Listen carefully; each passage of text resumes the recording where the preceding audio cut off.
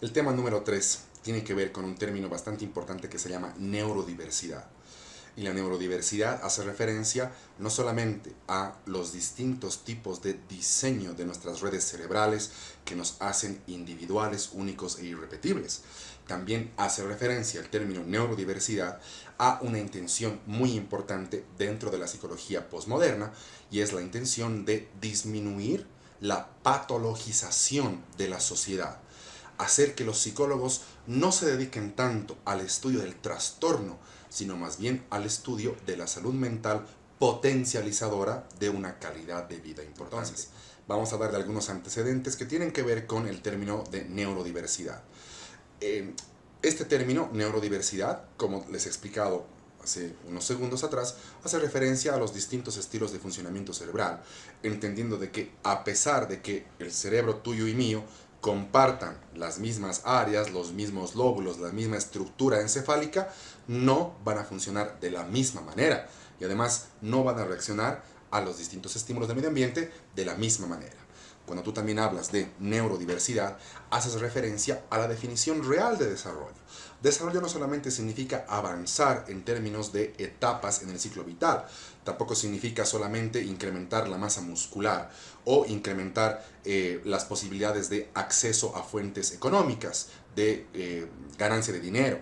Desarrollo hace referencia a la liberalización, a la potencialización de nuestras habilidades y de nuestras capacidades. Cuando una persona se está desarrollando, eso quiere decir que está generando talentos, está generando un nuevo aprendizaje.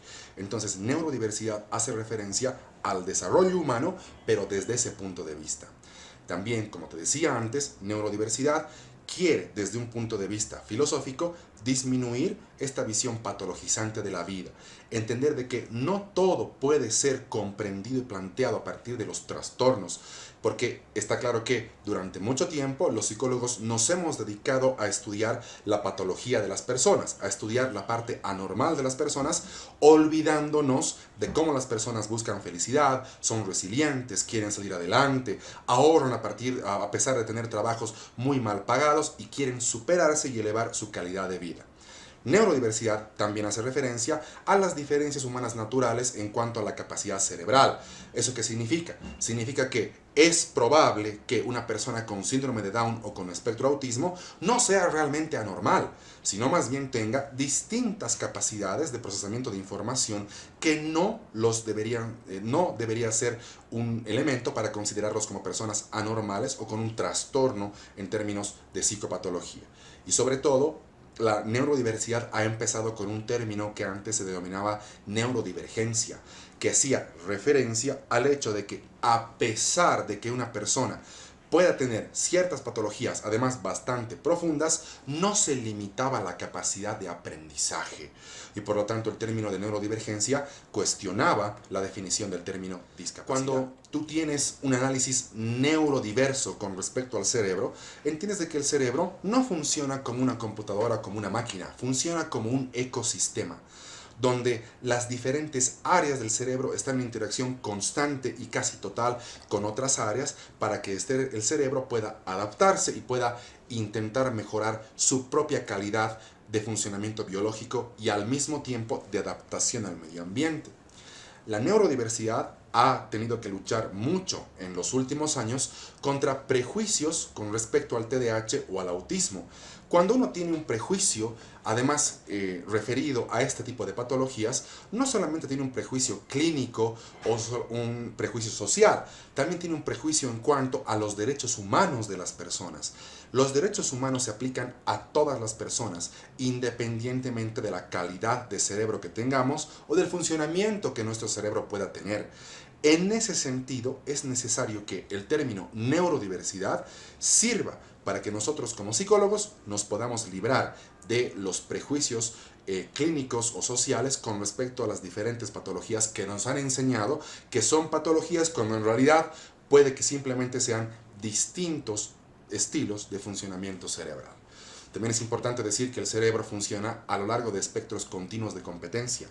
Eso significa que Pese a que un cerebro puede que sea muy bueno haciendo determinada actividad, puede que bajo distintas condiciones ese cerebro no rinda de la misma manera. Puede que una persona que antes haya sido muy mala, pésima haciendo cierta actividad, en el transcurso del tiempo mejore y sea excelente haciendo esa actividad. Nuestro cerebro funciona con espectros continuos de competencia, lo cual significa que un cerebro no va a rendir siempre de la misma manera, incluso en el mismo contexto. Y además toma en cuenta lo siguiente: todas las personas, y esto ya se ha descubierto en neuroeducación, todas las personas que hemos pasado por las aulas de un colegio, de una universidad, tenemos cierto tipo de dislexia, tenemos cierto tipo de intensidad de dislexia. Eso implica que la dislexia ya no debería ser considerada como un trastorno del aprendizaje, sino más bien como un estilo que tiene que ver con la capacidad de comprensión de la lectura. Eso significa que la dislexia tiene que ver, es parte de cómo las personas comprendemos lo que escribimos y comprendemos lo que leemos. Por lo tanto, la dislexia como tal ya no es un trastorno del aprendizaje desde su definición clínica o desde su definición. Toma en cuenta lo siguiente: toma en cuenta que puede que hayan diferencias en cuanto a las estructuras y al funcionamiento cerebral. A la izquierda tú tienes un cerebro que no tiene TDAH, no tiene un trastorno de déficit atencional con hiperactividad, no tiene, el que está a la izquierda.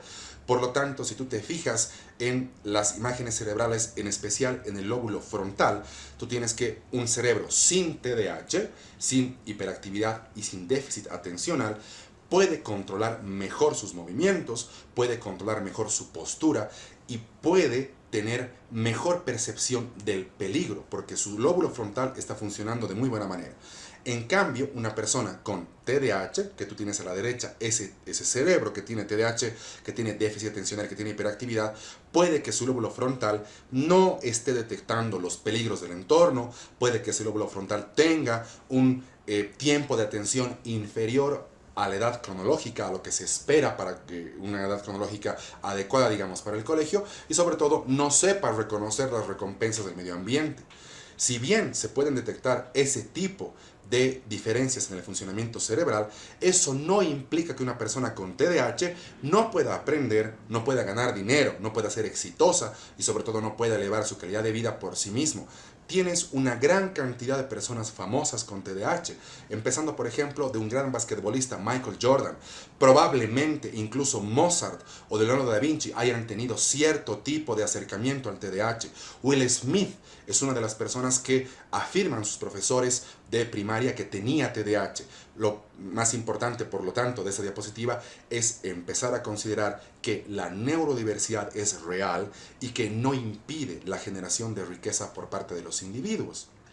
Si entramos al ámbito, digamos, educativo desde el punto de vista de la neurodiversidad, entendemos de que si una persona es mala para el colegio, es mala para estudiar, no rinde bien en pruebas académicas, ni digamos del campo de las letras o del campo de los números, eso no significa que en la vida vaya a ser un fracasado. La escuela es una de las instituciones sociales que menos se ha adaptado al cambio en el medio ambiente, al cambio en las reglas económicas, al cambio en los aspectos sociales del mundo. En ese sentido es importante considerar que las personas que no rinden bien en el colegio no necesariamente tienen un trastorno o baja autoestima. Siguiendo en este punto, tenemos que la escuela condiciona a las personas, en su gran mayoría, solamente a repetir o a reproducir contenidos curriculares. Eso significa que la escuela, en muy buena medida, simplemente es memorística y lo único que evalúa es la capacidad de retención y de codificación de un tipo de información, ni siquiera de información relevante para la adaptación. Y por lo tanto, la escuela que no se adapta condiciona las capacidades de las personas neurodiversas y nos hace creer que rindiendo bien en el colegio, ese es un indicador de éxito en la vida, además en todo sentido. Por lo tanto, la medicación y el diagnóstico desde el punto de vista de la educación son solamente puntos de partida, no son puntos de llegada. El ser humano, desde la neurodiversidad, es mucho más que el medicamento que consume para controlar su hiperactividad y es mucho más que el diagnóstico que recibe a partir de un profesional especializado. Los seres humanos somos neurodiversos, podemos ser más que las etiquetas que nos colocan algunas profesiones. En este sentido, tenemos que la neurodiversidad pues está en contra del reduccionismo. ¿A qué hago referencia con reduccionismo? Al hecho de entender a que el ser humano es simplemente una etiqueta, un diagnóstico o un medicamento. Y dentro de la construcción de la neurodiversidad, tú tienes otro tipo de, por ahora, patologías que deberían ser incluidas no como patologías, sino como distintos tipos de estilo de funcionamiento cerebral. El síndrome de Tourette, diversos grados de dispraxia, incluso Parkinson o los distintos grados o efectos de la esclerosis. Un ejemplo muy importante de cuán neurodiversos somos y de cómo la neurodiversidad nos proporciona cierto tipo de éxito es Stephen Hawking. Stephen Hawking está considerada como una de las personas más inteligentes en la historia de la humanidad, da clases en Cambridge y la materia que Stephen Hawking daba en esa universidad, que es la primera universidad en Inglaterra, era la materia que le correspondía antes a Sir Isaac Newton. Y Stephen Hawking tiene no solamente una enfermedad, sino un conjunto de enfermedades, un síndrome que le impide moverse, le impide tener cierto tipo de interacción corporal. Pero pese a eso, pese a las grandes limitaciones, es importante entender de que él ha llegado donde ha llegado a influenciar nuestra cultura y nuestra manera de pensar desde el punto de vista científico, sobre todo nunca sintiéndose víctima, nunca razonando a partir de algún privilegio que él ha pedido porque tenía cierto tipo de enfermedad. Eso es bastante importante porque eleva el autoestima y la autoeficacia de las personas que queremos superarnos día a día. Dentro de la neurodiversidad también vos encuentras que nuestra evolución humana no solamente sigue una sola línea. Las personas podemos generar distintos talentos, distintos tipos de capacidades, distintos tipos de habilidades que nos hacen únicos e irrepetibles en el mundo. Además, cuando en el tercer punto yo planteo que hay que superar las controversias reduccionistas, te digo que hay que cuestionar o empezar a cuestionar el concepto de diagnóstico, el concepto de método de investigación, el concepto de tratamiento, el concepto además de lo que significa realmente hacer clínica.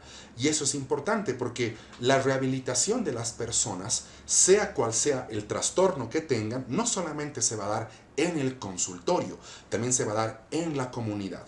La comunidad, a partir de la neurodiversidad, ha sido incorporada en los procesos de rehabilitación en prácticamente todo tipo de trastorno psicológico. Por lo tanto, entender de que la persona solamente puede ser rehabilitada en el consultorio es una postura reduccionista. Y además, a nosotros como psicólogos siempre nos han enseñado a ver a los trastornos solamente desde el punto de vista patológico, nunca desde el punto de vista funcional y sobre todo nunca desde el punto de vista de generación de civilización y de riqueza. Si bien por un lado está claro de que sin salud mental no hay civilización, no hemos estudiado del todo los psicólogos la salud mental dentro de los trastornos. Solamente estamos capacitados para diagnosticarlos, no para considerarlos como un factor de generación de riqueza. Y a ese punto quiere llegar la neurodiversidad.